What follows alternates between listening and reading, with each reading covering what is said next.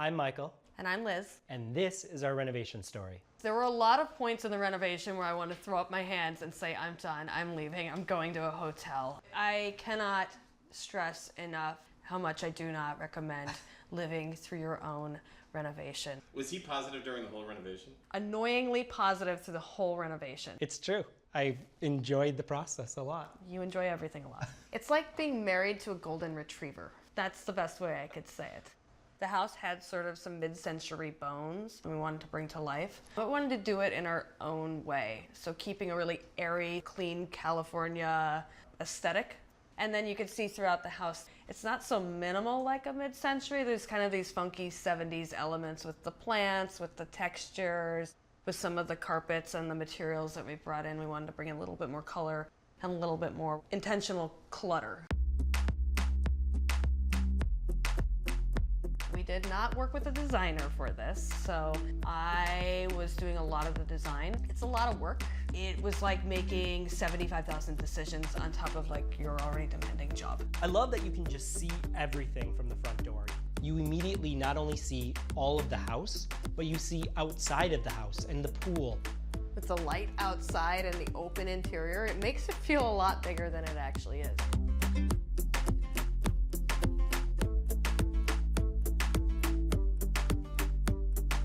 This is our living room. The space was much smaller. The wall came all the way in next to the fireplace. It was kind of wedged into the corner, so you can't like sit around the fireplace. Yeah, unusable for sure. So we wanted to do a little work there and preserve it, but we wanted to make it more usable. So we actually moved that wall back. So now there's this nice seating area around the fireplace, which is one of my favorite spots. And we converted it to gas because now I can just click a button and it's on instead of having to build a fire. We call it like a conversation pit. Low-lying furniture and different textures. Inspired by those like sunken down circles in the living rooms in the 70s. We wanted to really kind of force everyone around a circle to be looking at each other and create a space that has like a sense of intimacy. I love, love, love coming in and seeing this. It's a really inviting area. It kind of brings back that mid-century modern feel to it. As well as just keeping sort of a modern, clean California light aesthetic. We really like the fact that the house is an open space, but each space has its own purpose. So this creates a really great spot. Sit together and watch TV or watch a movie, dim the lights, pull up the popcorn. I'm really happy that Liz put some plants to just create kind of a faux experience that you're entering a new area. I really love that. It also has like these big beautiful windows out into the backyard, so you kind of have this like beautiful light headed out back. We spend more time here than I like to admit. One of the things that I absolutely loved about the house was the pool. It's bright, it's vibrant, so that's something that we definitely knew we wanted to leave alone. Except that I'm dying to change the way the pool looks because we ran out of money and time. Ta-da! Where I'm standing actually was the very edge of a very small dining room. There's actually a wall right about here, I would say, and not a lot of space to like sit down and have dinner. So took this wall out. Now we can see into the kitchen. If you're in the kitchen getting dinner ready, you can also like see the TV or see the game that's on or connect with people in any of the spaces in the house. We wanted, first and foremost, a kitchen that felt more open to the rest of the house. We have people over a lot. We're kind of like the house where everyone gathers. So having a kitchen where our friends could come, we could cook and drink wine together. I didn't love waiting 2.5 years to get a kitchen that felt really like comfortable and excited to cook in, but it was worth it. I remember one particular day coming home after a long and challenging day at work, coming into my cold, dark, dusty, drafty house with tarps where the windows and doors should be, and it was probably all of 45 degrees outside and inside my house. Kitchen was in the garage. By kitchen, I mean we had a microwave, a hot plate, and a toaster. I microwaved a burrito.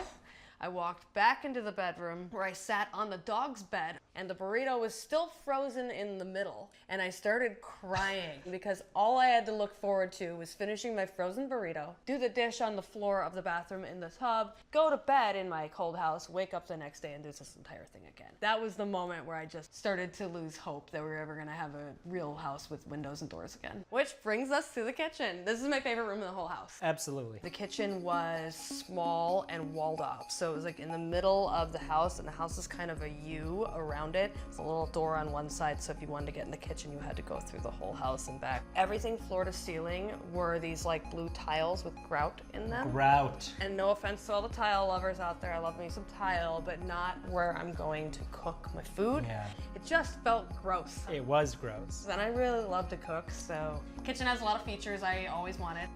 I wanted a big kitchen island that people could stand around, drink wine at, prep food at, cook together. That was like build the renovation around that for sure. We put in custom cabinets. We also put in quartz countertops because we felt like they were easy to clean and they're also hard to stain. We put in a solid backsplash by the stove. Our contractor was really pushing us toward tile and grout, something you like more traditional. And we kind of had this vision to do a big solid piece. And it's probably the thing we get complimented on the most when people come in. Everyone immediately also recognizes what we did, which is you can clean it really easily. And then we had a little fun, like with the appliances. The pink fridge plus the walnut absolutely brings a mid-century modern, plus kind of a hip bohemian style to the kitchen. The house embodies who we are: entertainment, hospitality, and I hope people feel the love that is in these walls. Conveniently enough, our open concept kitchen leads into our dining room. For obvious reasons, food to table, this makes it really, really nice. But even though it's open concept, the dining room still feels intimate. So we can sit around with our friends at dinner and have a moment around a table, which is like one of my favorite things to do. It's just nice. It's nice that you can just pop back in the kitchen, of course, if you need something. It's nice that if you're in there cooking, you're not separated again from everybody out here. We wanted to do a lot of finishings that would make it feel like a very distinct space, even though it's sitting in an open plan. So we went very bold with the wallpaper. It matches the green of all of my plants. It brings a little nature into the room and makes it feel intimate. But the plants actually help define the space too. Originally, the house was kind of quadrant off. One of the things we had to do in order to make sure that this all connected and lost all the walls is to put in a new structural beam. The structural beam was a whole process in itself. It was like 20 men who had to come in, lift the beam, put it on the ceiling, and that's what allowed us to lose entire walls here with just one single beam to really give us the maximum look between the rooms. But the flow above needs to feel like you're not having to duck or emotionally duck to enter another room. Emotionally duck. Wow. All right, over here, we put in a bar. When we wanted to open up the house and do all that structural work with the beam and creating this open living space, we had to leave up a 6-foot section of wall to make it structurally sound. So right in the middle, we had this challenge of this 6-foot section of wall and thinking about how can we make it look intentional instead of like something we had to do. And we thought, why not make it like a showpiece, like a bar? So picked out this kind of tile pattern. Then we actually laid it all out on the floor and figured out how it would fit onto this wall and be a really, really stunning backsplash. Something kind of unique and different. This is the primary bedroom, and it's a really big space, and this is actually the wall that we pulled in 3 feet. So just behind this wall is the fireplace. Brought the wall in, and still this place feels very large. Another space where we took a wild swing with the wallpaper. We actually went with peacocks for some reason, but it was kind of fun. This is the bedroom. It's not out in your main house, so we thought we could go a little wild with the wallpaper in there. I don't remember how we settled on blue peacocks, but I really love it. How does anyone? And more plants, because Liz loves plants, and I do think it actually brightens up the room quite a bit. It feels like a very relaxing escape, and it's just like a bedroom you just want to like curl up in your pajamas and read a book and fall asleep. With, yes, more plants. It makes me happy. Yeah. Out in the garage, we had to do a lot with a little bit of space out here. My wish list was long. A storage room, because it is a garage and we have to put our crap out there.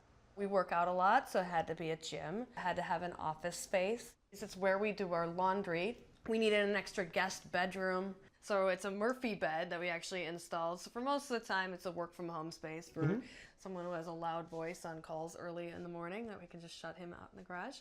But you can just flip it to a Murphy bed, and it's a really comfortable spot for guests and a nice little spot to hang out. Am I forgetting anything? More plant area. More space for my plants, and you know, probably a place just to hang out and be apart from everyone else when you needed to be. So however many things that is, that's what we wanted to turn that one space into. No problem. And a beer fridge is always appropriate. Also another fridge. I call this place basement chic. Basement chic. It's kind of our little hangout. And the thing I'm probably most proud of is this is the room I built with my bare hands. Everything from the wood walls to learning how to put the laundry in.